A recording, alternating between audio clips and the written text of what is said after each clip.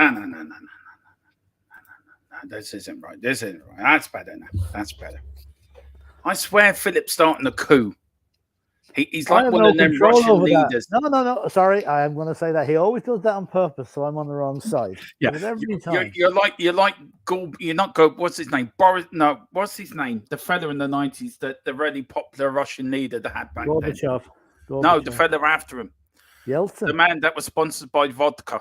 Boris Yeltsin. That's you. Yeah. You understand the top of your track. Jesus Christ! I've been compared to some people in my life. Boris Yeltsin. Jesus. You're standing on top of your tractor with your flag flying. The man that wasn't sober stood up on the tank more than 10 minutes. Do you remember he stood up on the tank flying the Russian flag? Jesus, he was like Father Jack being sober for the first time in 12 years. Yeah. Is he still alive? No. Oh, did he? Did he pass away? Did he? Oh, he did. I think long ago. Yeah. Gorbachev is still alive. Yeah, I think so. Yeah. Or did he die recently? I think he's still alive. Well, look at that now. I can't remember. Putin is still alive, unfortunately. Well, we can't help that, can we? Anyway, good morning, good afternoon, good evening, wherever you're watching, and welcome to THFC. No, he's dead. Died in 2022. He died last year. Can I just say, my roving reporter, Mrs. Trons, just told me he died. Yeah, he died in August last year. Yeah. Apparently September, and you're saying August. 30th of August, actually. No, his funeral was 37th. Died on 30th of August. Yeah, there you go. Derby, I totally agreeing with you. You're sacked.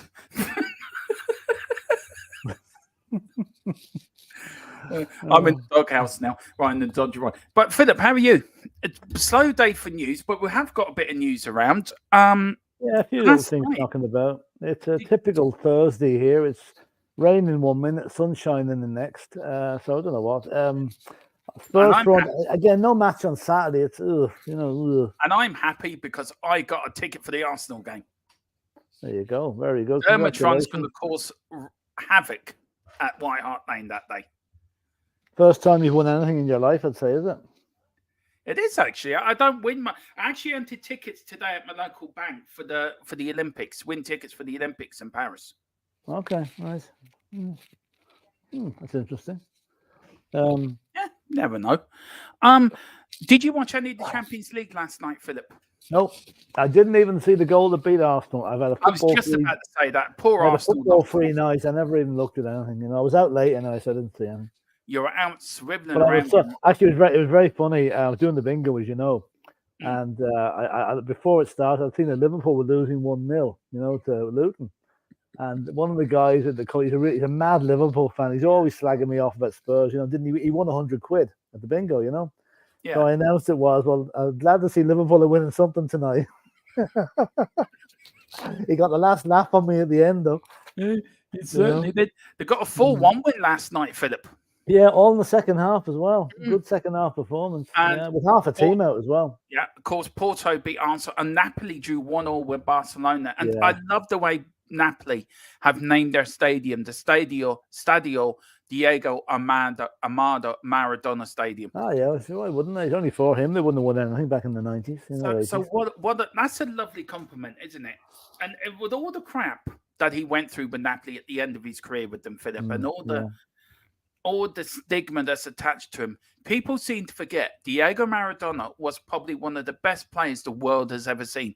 Oh yeah, we know that. Yeah. If you take away all the crap and all the other shite that he went through, he just tarnished his legacy a bit at the end by going off the rails like that, Yeah, but where would you mark him in the top 5 of world greatest players, Philip? He's up there. He's I still rate Pele as the greatest, but I think Maradona's the greatest myself. Well, I'd always go for Pele because do you know what? There's a debate there, Philip. There is a show there. There is, but I mean, I'm never going to move away from Pele. You're never going to go away from Maradona. So I would say they're 1 and 2 between them, whichever. Yeah, whichever. Messi and Ronaldo. They'd be close third and fourth. I'd be ahead of Messi ahead of Ronaldo. Yeah, I'm a Messi fan as well, to be fair. Yeah. But look, it's an interesting debate how great players were, Philip. And you go back to the back in the day, and you go back to players like Georgie Best, or you go back to Martin Peters or Jimmy Greaves, and or Probably we've Stockton, been yeah. players like Glenn Hoddle and Chris Waddle and Gaza, and we've been so lucky to have individuals to come into our lives as football fans to see really these great players grow, haven't we? Yeah, that's true. Very true. Yeah, If you we have. I mean, naming a world class 11 would be so difficult. Oh yeah, it would absolutely very difficult. You know, there'd be Where would so you many put players. France? Where would you put the likes of Franz Beckenbauer and Johan Cruyff in there, Philip, and players? I know the different generations, but where would you put players like that in your top 10? Well, If you could Cruyff and Beckenbauer are pretty much the same generation, but oh God, I mean, I think it'd be nearly impossible to do it's possible, but very, very difficult to do an overall best 11. I think what you need to do is break it down every decade. Yeah, because let's face it, that's usually what they last 10 years be the height a lot of the top of their career. So if you did one for 70s, you'd have the 60s, you would have the likes of Greaves, Charlton, Beckenbauer, Di Stefano, Pele in. The 70s, you'd have the likes of the German team. What do you call them? Beckenbauer. You'd have Ozzy, Muller, Ozzy Ardiles, those likes in that. Then the 80s, you're moving on to the Maradonas and the Platini and all that. So you could actually spend a week working out certain teams. That French side of the early 80s was very skillful. It was, it was. Do you know? Do you think teams like? Do you think? Look, I know we're going to. This is not. We didn't plan for this and why we started this conversation, but me and Philip normally sometimes do this. Do you look at the French side of the 80s, Philip, and feel they only won one trophy out of 3 major tournaments they went in as a unit? Semi-finals of the 82 World Cup, winners of the 84 UEFA champion, the European Championships, semi-final again in the 86 World Cup. Do you feel teams like the French team should have done more to cement their legacy as probably a great European side? Where the Germans, 2-year period up to a major tournament, they end up winning that tournament. So do you feel the French, where do you look at that French side, Philip? Because they were very talented. They had Rocheter, they had Platini, they had very good technical, brilliant players in that side. Yeah, they did, but I think the German team was better. Yeah. To be honest. The West German team was the word at that stage. Yeah, the French were very good technical players. Maybe just not having they mightn't have just had the mental strength to go on and achieve more than what they actually did. Because remember that the 80s was when football was in transition. We were just starting to get the good pitches. We were just starting to get more money in the game, and if I had to take a bet on it, I'd say the French team that won the World Cup was better. Do you won the World Cup so? They won the World Cup in 98. 98. No, and again the more recent one. Yeah, in 2016, wasn't 2016, it? 2016. No, 2018. 2018. Do you really think that French side was better than the Platini French side? Well, I think man for man, probably yes. Maybe as a team, man for man, maybe the Platini team was better, but as a team, the more recent team was the better one. Yeah, you can have 11 great players, but that doesn't always make a great team. But everyone marks back to the 70 Brazilian side and the 82 Brazilian side being the best Brazilian sides ever to win and not win a World Cup. I mean, the 94 Brazilian side was like nothing compared to the 82 side or the 70 side. Yeah. Brazil went through a couple of rebuilding phases, if you like. I still think the best Brazilian team ever was the one that won it in 1970. Where would you play the 82 side? I know they didn't win it, but they were excited. They were unlucky. They were a great team to watch, but I think they didn't have Pele. They didn't have what do you call them? Tostão, Jairzinho, Carlos Alberto. They hadn't had the players like that. And Jairzinho. They were class players. They really were, Right. But I think for the chat, put in your best side ever. It has to be a World Cup side, the best ever World Cup side or European Champions League side from your generation, from your era. Pick one side. I would love to know what people think. I think the 82 side, Brazilian side, was Zico and Socrates and players like that. They were so unlucky not to win a World Cup. No, they were. Yeah, they were. They were. But the Germans, I'm tipping Germany to win the European Championships this year. You never, there's something inside in my head. You never doubt the Germans. No, they're always very strong when it comes to. Okay, do you remember the awful hammering they got in the World Cup? Was it? Yeah, 7-1. 7-1. I mean, that's so un-German-like, you know. Yeah, it is. How many times have we watched the tournament, Philip, and thinking, "Here comes the Germans again"? That's right. Do you know they never lost the penalty shootout? I think between 1982 to 1990, after they beat England on penalty shootouts. Right. Okay, that's a good. In the World Cup. Good I mean, record. that team won the World Cup in '74, reached 3 successive World Cup finals between '82 and 1990. Yeah. And then they became, they dropped the West Germany tag then and became just Germany. And then they lost the 92 European Championships to Denmark in the first tournament as Germany. It took them a while to adapt to the new I name. just want to say a big shout out. The player who played in that final, Andreas Bremer, died the other day, the German international who scored the winning goal in the 1990 World Cup. I didn't know, Philip, but I read it, right? Rudi Völler was the penalty taker for Germany. Right, he refused to take the penalty because he didn't want to take one against Goicoechea, who was the Argentinian goalkeeper. Right. Lothar Matthäus was next in line. He refused to take the penalty because he changed his boots at halftime. Right, so it's left to Andreas Bremer, right, who is ambidextrous. He could hit the ball with both feet. Yeah. And he scored one of the best penalties, I think, ever to be. That World Cup final was a disaster anyway. Argentina players got 2 sent off. Maradona was crying because he just couldn't cheat his way to the final. But greatest player ever cheating, damn it. That doesn't sound good. Yeah. He changed his boots. He did. In that final, Lothar Matthäus changed his football boots at halftime. Yeah. Oh, yeah. Fair dues to Bremer for standing up and taking the penalty. It took some nerve to do it, yeah. Yeah. Some nerve but to do it. he sadly died there at 63, Philip. 63, very young. Very no age at all. Big up to Wembley one afternoon, everyone. Forza Porto. Yeah, come on, Porto. Yeah, come on, Porto. We will be doing the watch along to the second leg for that game. Praying Arsenal don't score. Yeah.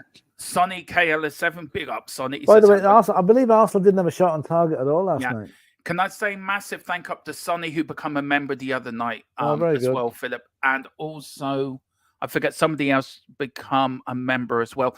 And can you wish happy birthday to, what's his, maybe somebody in chat room remind me the young lad's name. One of you lads put in, our members put in, it was his son's 7th birthday. And I've meant to mention to you yesterday.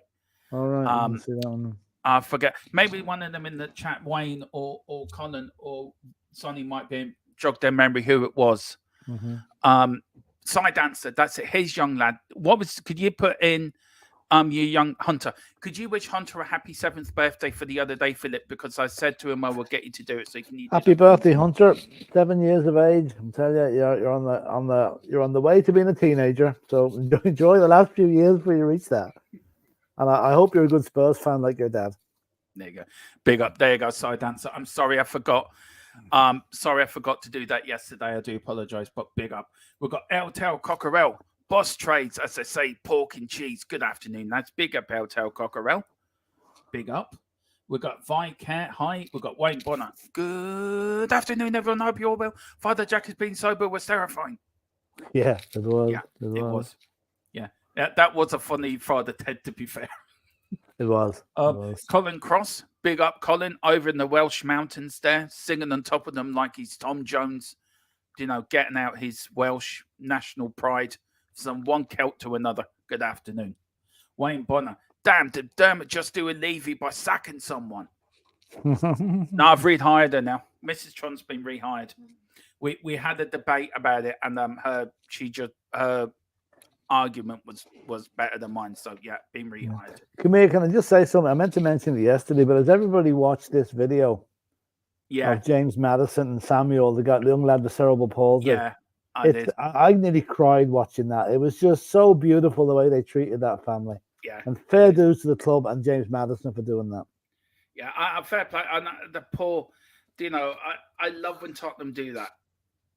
You don't see any other clubs doing that. Tottenham do No, so it was much such a work. nice, it's a lovely gesture, you know, and then getting all the team to sign the shirt and everything, you know. Tottenham do so Oh. much work behind the scenes for these charities and everything, Philip, and for Yeah. children like that. And fair play to them. Absolutely Yes, fair play to them. it is. Sonny laughing. Sonny's just fell off his chair and his missus looking at him, rolling around on the floor.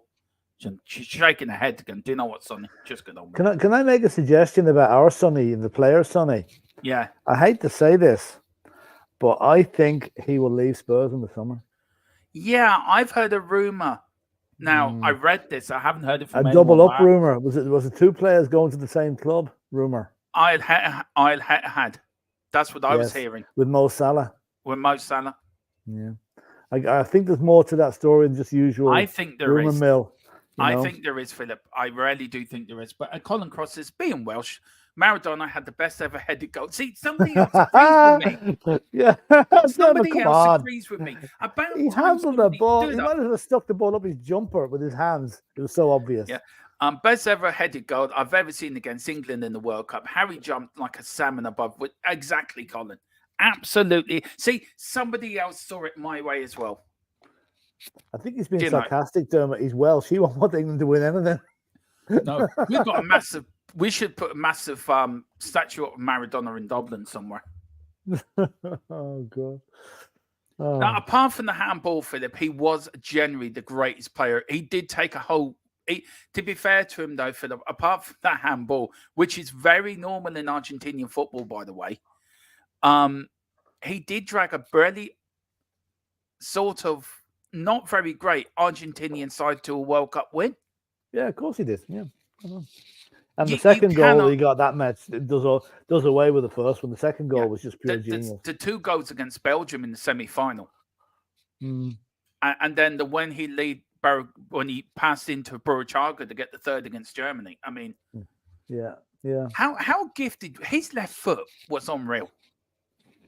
My left foot, yeah. His right wasn't too bad either when he used it as well. Yeah. Do you know? Anyway. Yeah, big up Dermot and Philip. Big up Mr. Peter M. Hope you're doing well. Am I the only one who saw Maradona use a step ladder for that goal? No, I saw it as well, Wayne. Yeah. I saw it as well. Wayne, it didn't happen. It didn't happen. Oh, he scored it with his head. Me and Colin both saw it. How could both of us be wrong? The other 48 million are right. No, they're wrong. Me and Colin are right. Okay, fair enough. Yeah. Even the BBC missed it first time round. BBC had to look at 3 or 4 times. Of course they did. That second goal, right, Philip? I watched it the other night. What a goal! If you were a defender, would you have hacked him down before then? To be fair, he couldn't catch him to hack him down. Get near him. I couldn't get near him. Yeah.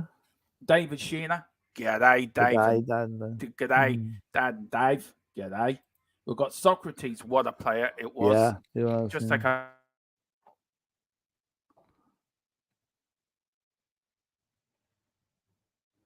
Can you do the comments for me for a minute? Yeah, Philip? sorry. Yeah, Colin Cross said the Holland team underachieved with the players they had. That's true. They certainly did.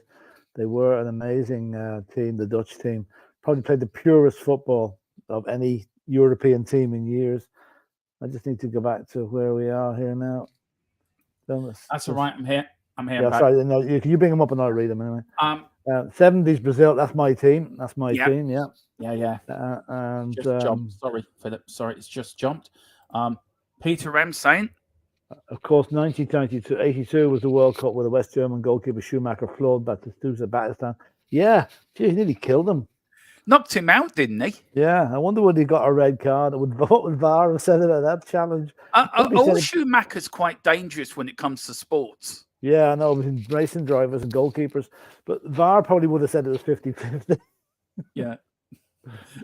Wayne's going for the same as you. Yeah, that's it. We've got a David Shears going for 19, the Australian team. And that. I can't say I can remember too many names in that team, David. Wayne Bernard changed his boots at half time. That actually happened. Lotus Mateus changed his boots at half time. Yeah, right. 2010. No, do you know that 2010 Spain side, Philip? I never thought they were that good. I thought they were good individuals, but not a good team. Yeah, funny. I've very little recollection of that team, actually. Yeah.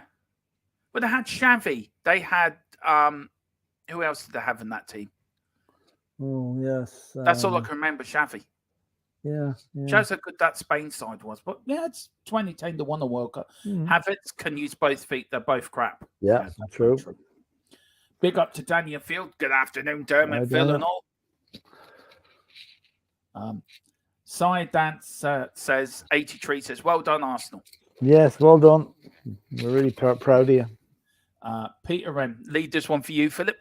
Yeah, Italian 90 final, one of the worst ever. My personal favourite is the 70 final with Italy and Brazil. Yeah, that's the one that's when Brazil got the couple of cracking goals in that final. Especially the one that sat up. I think it was Carlos Alberto. The ball just sat up as he hit it perfectly and bang right back of the net. It bobbled on the pitch, but perfectly for him, you know. The Keith Walthamstow said that is pure delightful football at the end of it. Kenneth Wolstenholme, yeah. Kenneth Wolstenholme, I'd say, completely unintentionally, probably coined the greatest phrase ever in the World Cup final. They think it's all over. It is now. That was absolutely brilliant the way he Murray did that. Walker was the same. Yeah. Murray Walker was the same. But the thing, the 86 final was a good final. 2-0 up Argentina. Germany come back with 2-0 with 5 minutes to go, and Argentina nick a winner in the last few seconds of the game. Mm-hmm. But yeah 70 was a good game. 70 was a good game. There's one thing in that World Cup that stands out for me for 70 World Cup was that save from Pele and Gordon Banks. They're still saying it's the greatest save ever, and I haven't seen many to beat it now. It really was. Although Hugo Lloris made a couple for Tottenham, which I think would equal it. But you know, I think that was a great save by Gordon Banks. And the tackle by Bobby Moore on Pele as well. Well, I'll tell you one thing. Ledley King's tackle on what do you call the Dutch fella for when Spurs versus Chelsea. Yeah. That ranks with that as well. That's one of the greatest tackles I've ever seen. Yeah, it is. Would you think that was the greatest World Cup game, England-Brazil 70? It was one of them. Up to then it was, because it was the reigning champions versus the previous two winners. Yeah. So it was probably. And the amount of respect those teams showed each other at the end, it was just amazing. You know, there was real. You know, we just about got through you, Brazil's thing, when Bobby Moore shaking hands, hugging Pele after the game. You know, it was nice to see. Bobby Charlton running around with no hair in his head, so he doesn't get sunburned. Yeah, my only concern with that game, Jimmy Greaves should have been there, but he wasn't, and that was the start of his downfall, really. Yeah, it was. The start of his downfall was 66. But you know what I mean? It was a carry on from that, you know. Big up Sign Dancing saying, Hunter, so happy birthday again, Hunter. We got tequila. Big up Hunter Hurst. Hemsley. There you go.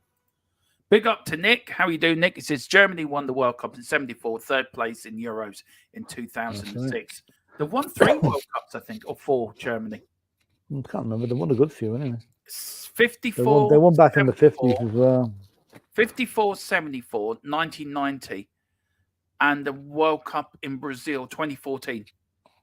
So they won 4. Good. You read a few here, Philip. I'll keep them out. Yeah, Wayne Bonner saying the 94 World Cup final, if I remember, was absolutely awful. Yeah, wasn't that the one? Baggio that was in the mirror. He missed the penalty. Yeah, Baggio missed the penalty. Yeah, that wasn't great. That was a terrible match. Yeah, so did Diana Ross in the opening ceremony miss the penalty as well. I wouldn't mind her missing when she's not paid. be like Baggio singing off key at the end, wouldn't it? David saying, my membership isn't showing. Oh. I don't know why, David. Let me look into that. I'll get back. Give me 2 seconds. I'll look into that for you, sir. Okay, let's have a look. I'll just keep reading these here. Yeah, if I can bring them up, Philip. So if you bring them up, yeah. And Nicholas is saying the 1970s to 90s were really good. Yeah, they were actually. They were some of the best World Cups. And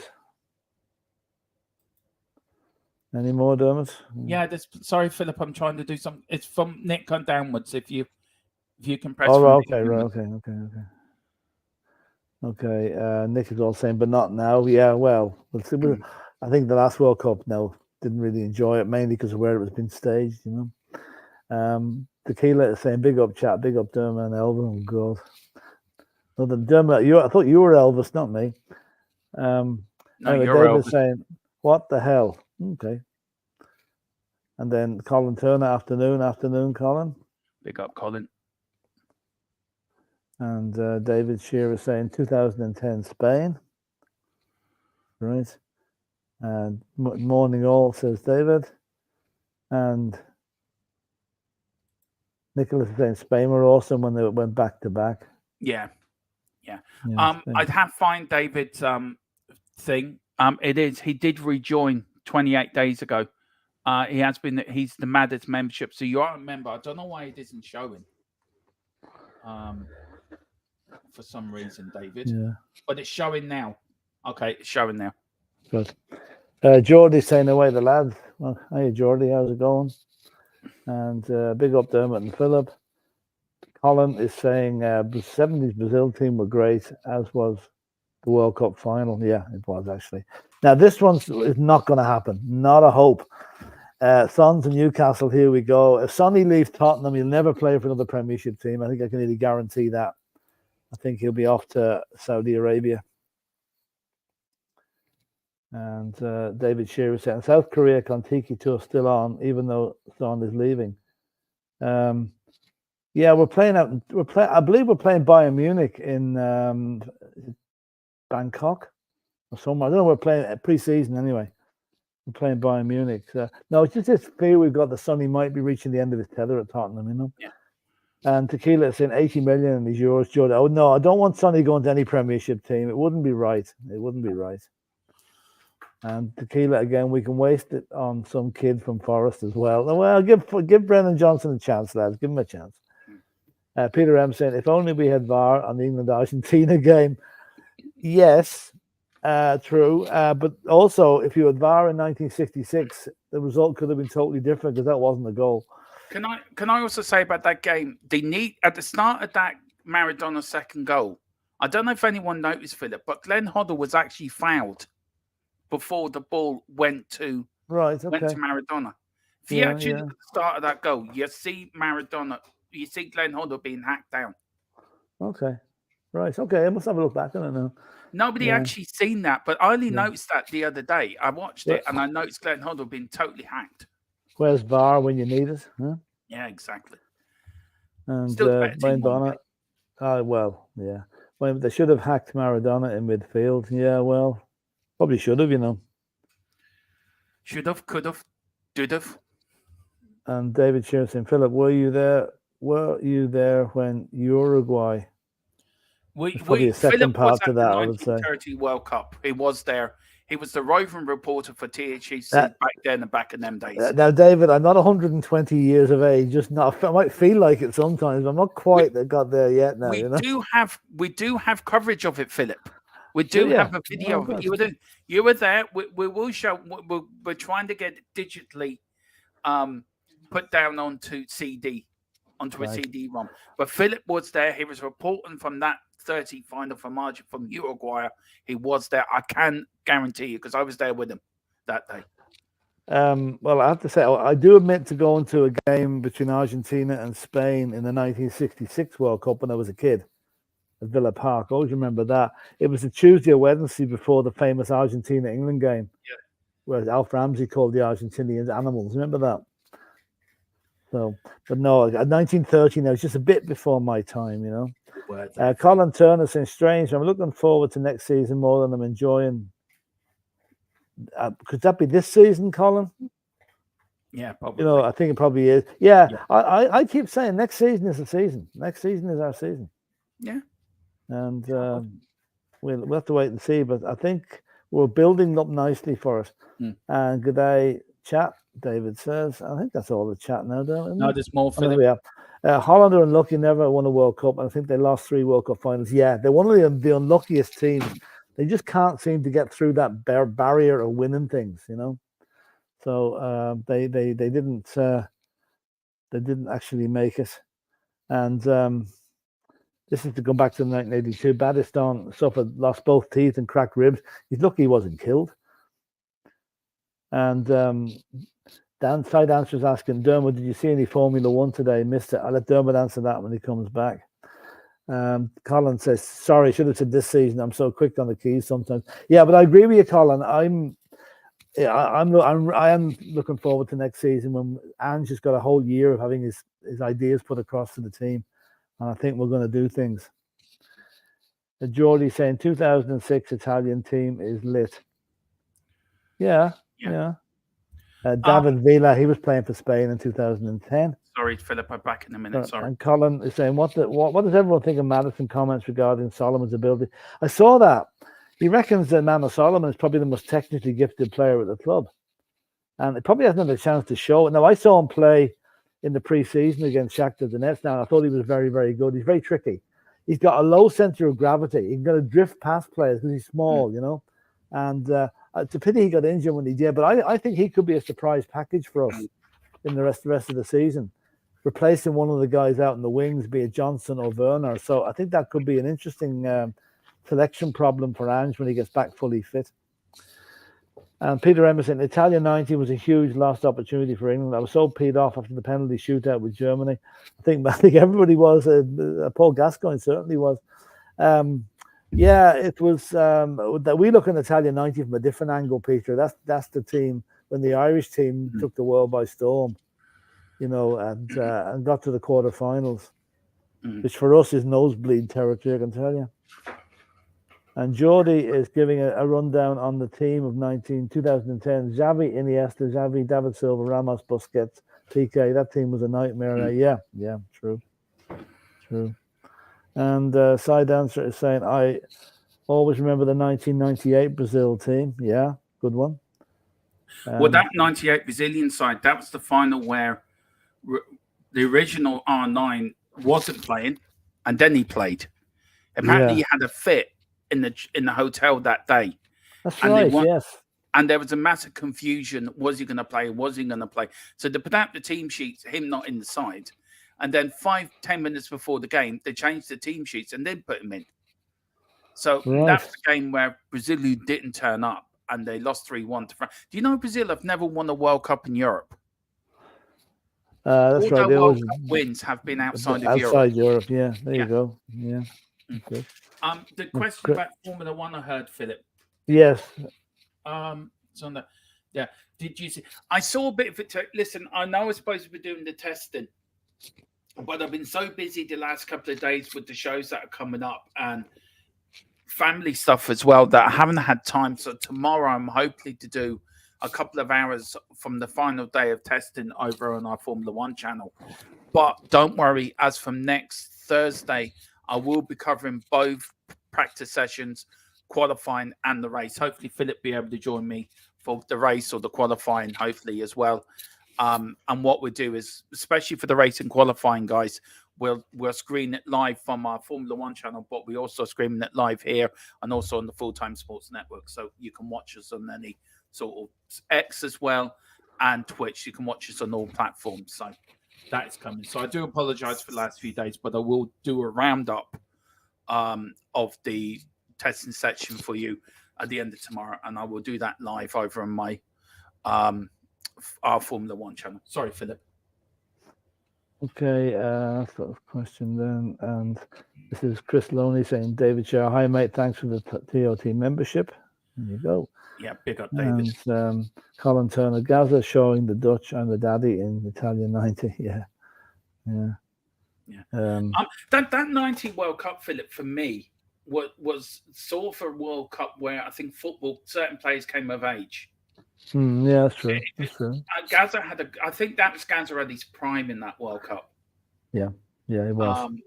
And Gaza was that. I mean, it was the season after that he won the cup for Spurs. But he damaged his leg, and I think that was the end of Gaza once he'd done his leg in. Yeah. I don't know. Going forward to that game, I'm amazed that his teammates and the management didn't try and cool him down a bit before the game. He was obviously he did the same against Arsenal, Philip. Yeah, but like that against Arsenal. He was, but he wasn't. He never put in vicious tackles like he did in the final. He got his early goal, and that calmed him down. Yeah, I still reckon he was possessed. He was possessed in that final. Absolutely possessed. To this day, I think the referee should have booked him, or at least spoken to I him. think the referee today he would have been sent off straight away, no doubt. Yeah. He was gone. But do you feel Roger Milford back then should have booked him, at least spoken to him, got Gary Mabbitt to come over and calm him down? Yeah. Well, do you remember? Do you remember back in the night? I think it was the 1990 World Cup final. Well, whatever game. I think it was the game against Germany. Gary Lineker pointing over to the bench and saying, keep an eye on him." Talking about Gaza. Yeah, that's after he got booked in the semi-final. Yeah. So like Gaza was always on a short fuse, if you like, and it just exploded again. Let's face it. I know he got it to the final, but he could have easily lost us that final. Yeah. Easily lost us that final. When Lineker went like that to the bench. Yeah, that's right, the bench. Yeah, keep an eye on him. You can lip read him. Keep an eye on him. Yeah. Yeah. Good day, Chris. Good day. Good day. We've got Geordie. 2014 German side was epic. 7-2 against Brazil in the semi-final. Yeah. Not one they want to remember, I don't think. 2002 Socceroos nearly tipped Italy out, but for that sus penalty. All right. Dodgy penalty. Been a few of Where them. was the 2002 World Cup? Oh God! It was in Japan. That's Japan and Korea. Oh, that was the Mick McCarthy, Roy Keane Cup World Cup. Yeah. God, the chat's humping today, Philip. Oh, it really is. David, all sorted. Good man. Tastel Rivellino. Yeah, they were back in the 70s. Yeah, great player. Did he have that famous left foot on him? Reverino, or was it his right foot? Oh God, now you guys got me. Yeah, Tostel was actually a dentist. Went on to be a dentist after he finished football. I think it was his right foot. It was a bullet anyway. Whatever way, it was an absolute hammer. It was England, Germany, Mexico was a good game. 2-3 to Germany. Yeah, 1970. Now I'll always remember that game. David Coleman was doing the commentating for England. You know, England were 2-0 up and they were coasting. And next thing, when Germany got it back to 2 each, and then when they scored the winner, David Coleman was commentating. He says, "A goal." That was it. A goal. I used to love him. He went 1-0. Like he used to. Who was that? David Coleman or Brian Moore? Who was the one that used to shout 1-0 when the ball went in? That was his goal celebration. 1-0. 1-0. Yeah. Brian Moore was a good commentator as well. Yeah. Don't forget, it was the Spurs player who passed the ball to Maradona to score. It was Gary Stevens. Gary Stevens, yeah. So and he claiming the assists for that. He's claiming the assists for it. Now, who got the shirt at the end of the game? I don't know. Who got the Maradona shirt at the end of the game? Because I'll tell you one thing. I hope he still has it. It was worth a fortune. He sold it in auction 4 years ago for 7 or 8 million. I know. Terry Butcher was trying to drag it out of his hands after the game, apparently, to tear it to shreds. God. Apparently, they had to sit. Terry Butcher and Maradona sat in the room for drug testing in the '86 World Cup after the game. Right? Never said a word. All he said. There's my phone call, Dermot. Sorry. Okay. Don't forget, yeah, that's true. I thought Alan Mullery had a very good World Cup in '70. Well, Colin, I'll take your word for it. Bit before my time. Morgan Gibbs White, yeah, that's it. We've got Colin Turner, Ron Greenwood on huddle. He can learn from the bench. So mishandled by I agree with you, Colin. I feel Glenn Hoddle was so misused by England managers. Keith Burkenshaw got him at Spurs and gave him the license to do what he did best. And I feel the likes of Ron Greenwood, Bobby Robson just misused him.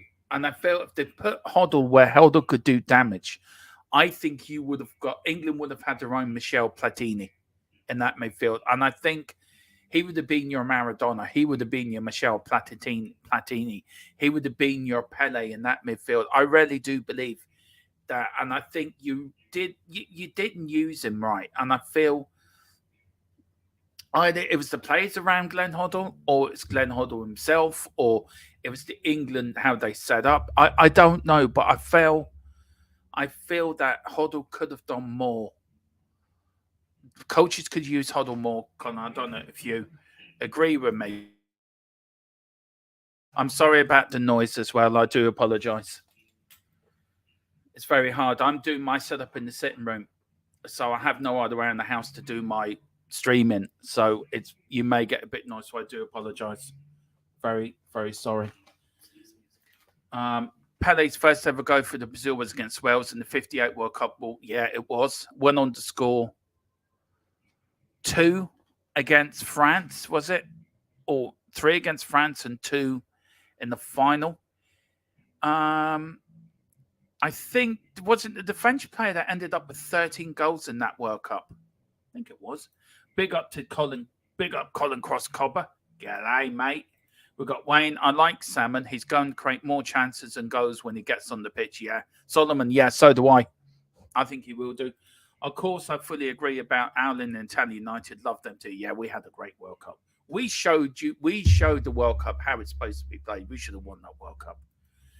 We have missed him, Wayne Bonner. Yeah, certainly have. Colin Turner. Wasn't Cliff Jones given the player of the tournament in the 58 World Cup? I think he did. I think he was given player of the tournament, and rightly so. I think Harry Kane's had a bad spell put upon him. Everywhere he goes, if teams fail, Bayern Munich won't win the Bundesliga. 8 points behind and don't play the leaders again this season. I think Bayern Munich won't win the league. I think Inter Milan are going to win the Champions League, and a lot of people don't agree with that, but I think they will. But I think Harry Kane's cursed. I bless him. I don't think he's going to win a medal. And now Bayern Munich can turn it around. Football's a funny way of making you go through the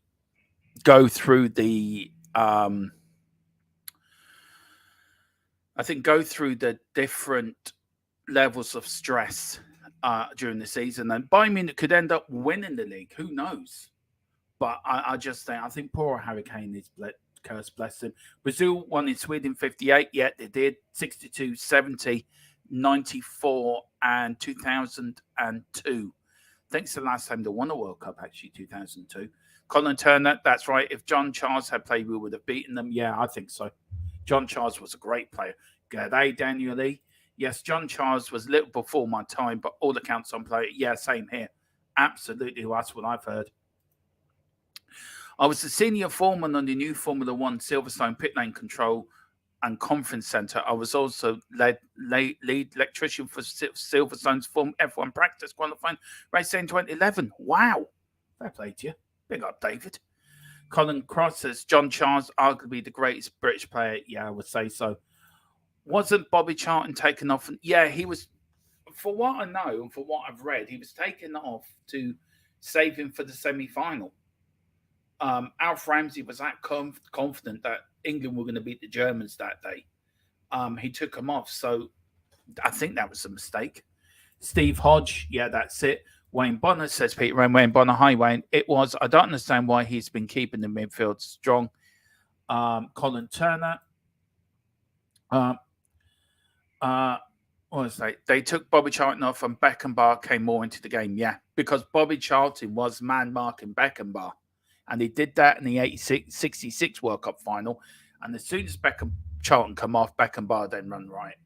Big up the column. Big up FTSM column. Wrong channel, I think, David. Haha. No, well, that will be starting. Don't worry about that. Cheers, Peter M. It said, wasn't it Bonotti in goal as well? No, it was Bonotti. He was in goal for the England-Germany game. Some say Hoddle was too far ahead of where the English game was in the 90s.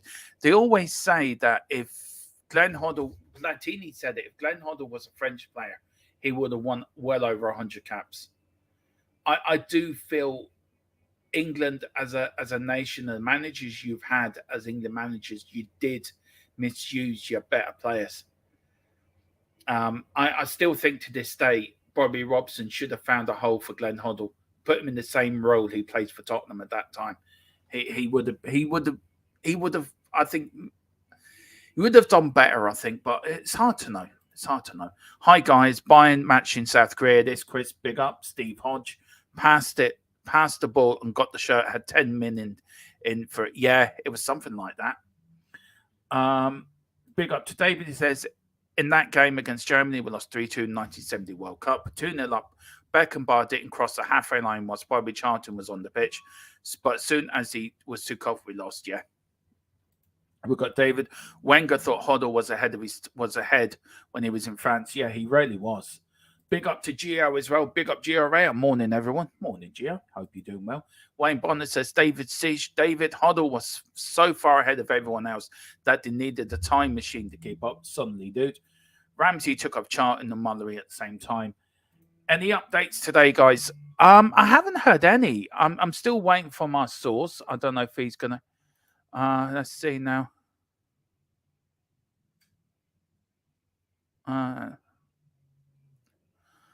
Right. This is the latest we've got on the Tottenham thing, which I've been waiting for. No date set yet as regards to the charges, right?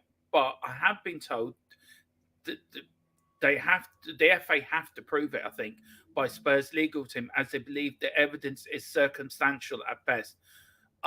It might be a points deduction next season if it's proven. So nothing this season, but the points deduction could come in next season. So we're waiting for more news on that.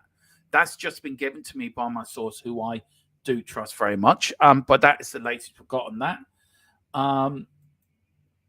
There were 2-0 up at the time. Yes, there were. Yeah, it was Column. Yeah, it was Column. Thanks, mate. Yeah, and I'm sorry about that, David, about the glitch there. I know you've paid for your membership, so it should not be. I shouldn't have taken it off, so I do really apologise. Right, well, that's all the chat. It's taken me 48 minutes to heading back to bed soon. Bad Derm, Phil, and everyone in the chat. Well, David, we are on later at 9, so please come back later for the football debate. Me and Philip are going to crack into that. Greenwood preferred the strength and work rate of Brian Robson, who was a boxer. Blame Greenwood for Hoddle's lack of England caps. Yeah, it was. He was in the 4 times networks chat, mate. That's why it didn't show. And Headham, yeah, that's why it didn't show. Absolutely right, says David Clark. Now, guys, news around. What have I got today? Well, there's not really a lot of news, but I will start with Manchester United saying columns in the chat. So let's start with that. So Jim Ratcliffe admits Old Trafford is tired and needs of refurbishment. As the new Man United bar owner, who took over a couple of days ago, outlines his plans to transfer to the Kane's 74-seater, 1,000-seater stadium, and he wants to make into the Wembley of the North. So even if you let me know, Colin, in the chat, where would you... Do you think you need to knock down Old Trafford, or can you refurbish it bit by bit? What would you do? And let me know what we do, because I think if you go back to even to Euro 96, there was a lot of... Old Trafford was one of the first named stadiums on the list to host European Championships games. It's hosted finals as well for UEFA. It really was the most updated stadium in the whole of the British.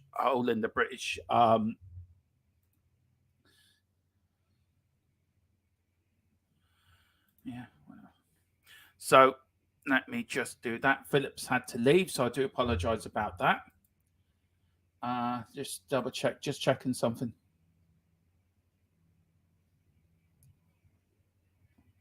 Okay, yeah, that is grand. Colin says, I think it's a rebuilding, to be honest. However, I don't like the idea he wants taxpayers' money to pay for it. That's another thing, Colin. I haven't read fully into it. But if that is the case, then surely then does that sort of take away of spending your own money? If you're supposed to be a billionaire and you're supposed to be pumping money into the club, you can't expect taxpayers who are enough to pay at the moment to pay for a stadium for Manchester United. I don't get that. I don't understand that. I don't know where he's coming from on that. And I feel that there may be a backlash to this in some way, shape, or form. I don't know what you think. I don't know what the Man United supporters group think of this. It's if he wants to use... Yes and no, he says. It's because City have had their stadium paid by taxpayers, so have West Ham. Yeah, but does it mean if it's like, well, it's like Tottenham saying, okay, we have... Man City and West Ham have had their stadium paid by taxpayers. We want the same. if you buy a club and you're supposed to be pumping millions into that club, is you have the responsibility to pump your own money into that club. You can't expect taxpayers to pay for it. And I don't agree with that. And I don't think it should happen. And I don't feel West Ham and Man City have the right to ask that at the time. West Ham moved into a stadium that was built by the government for the Olympics. So technically West Ham are homeless. Man City had enough money pumping into their club from Saudi Arabia to build their own stadium, 25 of them if they wanted to. So why are clubs that are multi-billionaires, rich, asking taxpayers to pay for to build their stadiums? That is not right, and it shouldn't happen. Where did these multi-billionaires get off? It's tough enough for people out there who are struggling to pay mortgages, who are struggling to pay bills, who are struggling to pay for food, who work hard, pay their taxes.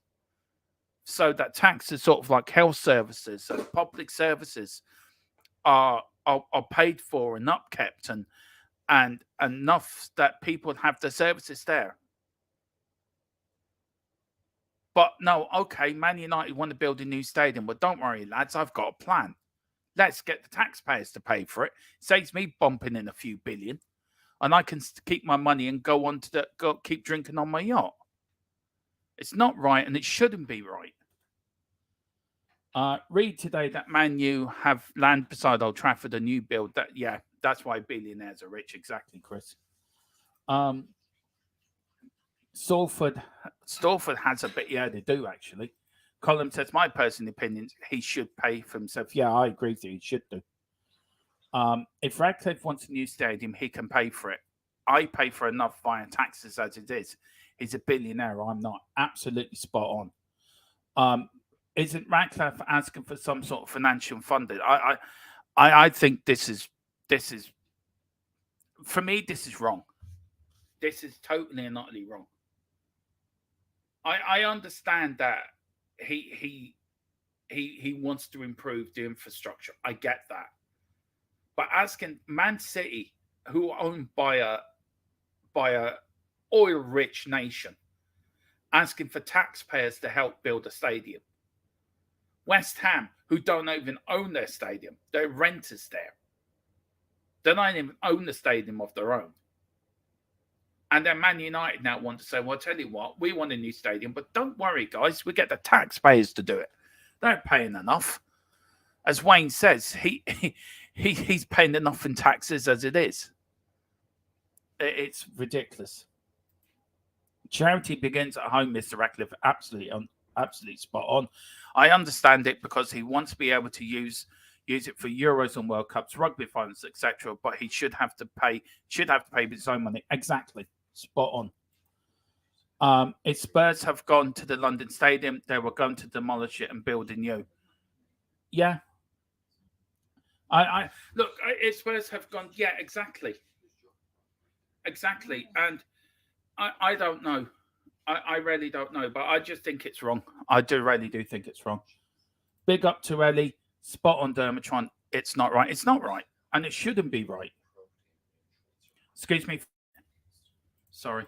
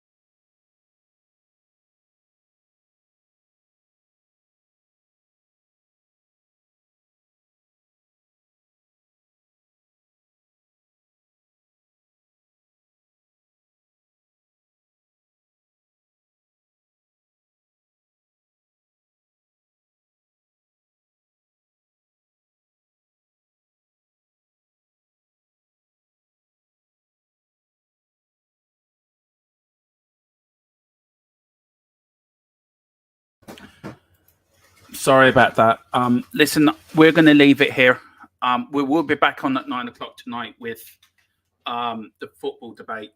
But I am going to bring this up later. I've just something come up here, so I've got to go. So listen, guys, please hit the like button.